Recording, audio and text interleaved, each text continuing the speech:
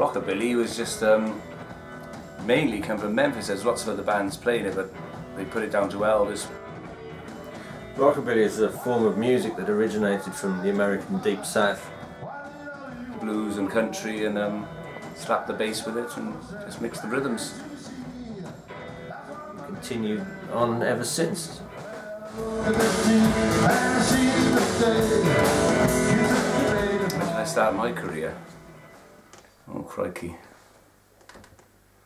I think I'd done my first gig when I was about 15. I started playing the drums in 1989. I started playing almost by accident. I got asked to join a band who wanted to get rid of a drummer. I really got into Billy music through going to car shows and stuff with my brothers and my mates, and you know, back when I was younger, and it just sort of comes part and parcel with the scene. I play the drums, which I play mostly stood up as well. I don't tend to sit down to play them, and double bass. Play piano and guitar. Guitar mainly, and sing.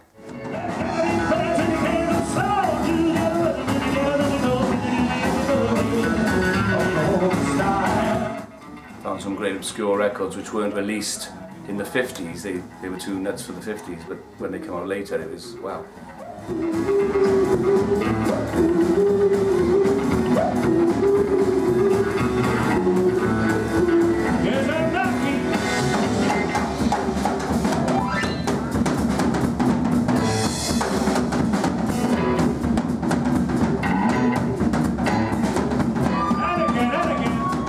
First band was called Get Rhythm, which was named after a Johnny Cash song.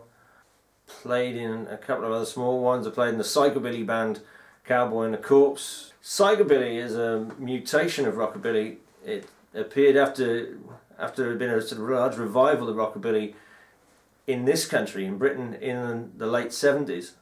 It got sort of hybridised with punk rock, and it just came out with a new attitude. Same feel, but sort of creepy and edgier and more aggressive. That's where it all started for me, again with Bill Haley. That's the film I saw when I was a little kid, Rock Around the Clock, and it changed me from then on. From a very tender age, it changed me.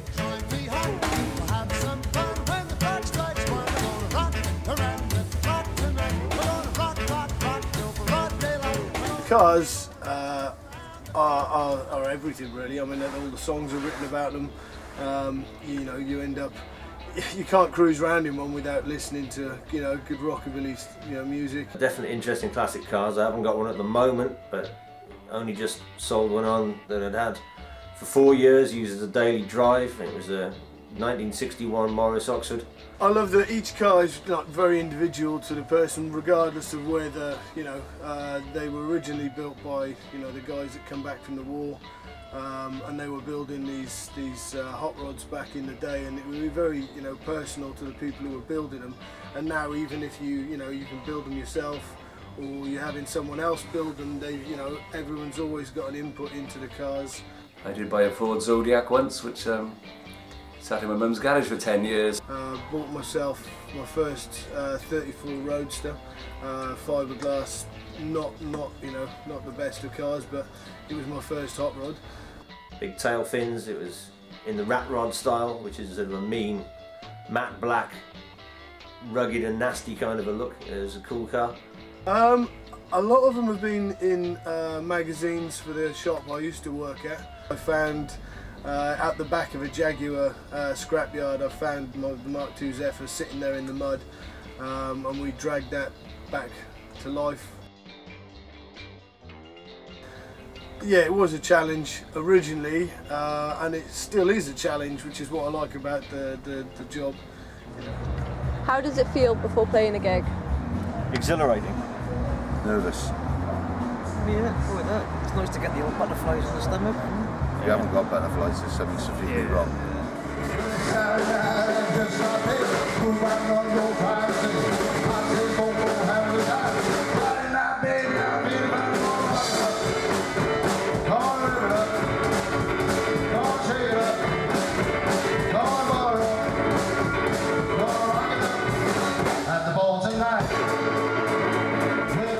How does it feel after playing a gig? Hot.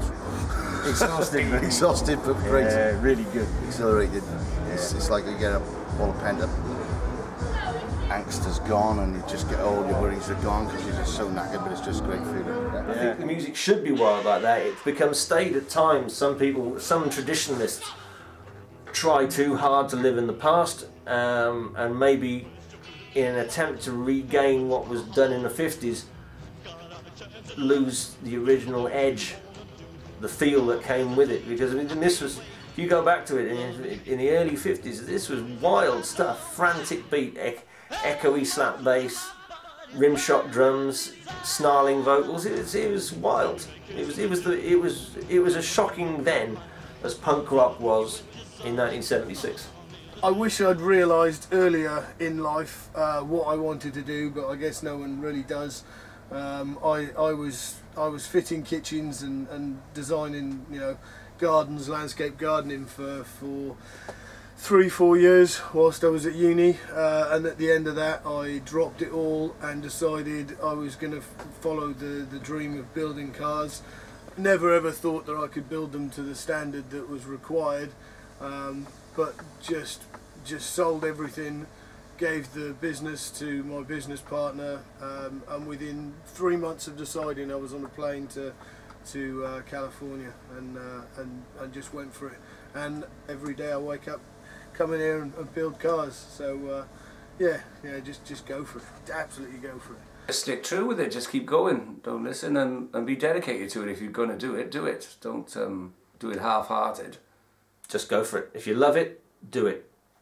Just do it. It doesn't matter how old you are. It doesn't matter if you start late. I've only started playing bass in the last year and a half. And if you've always wanted to do something, just do it.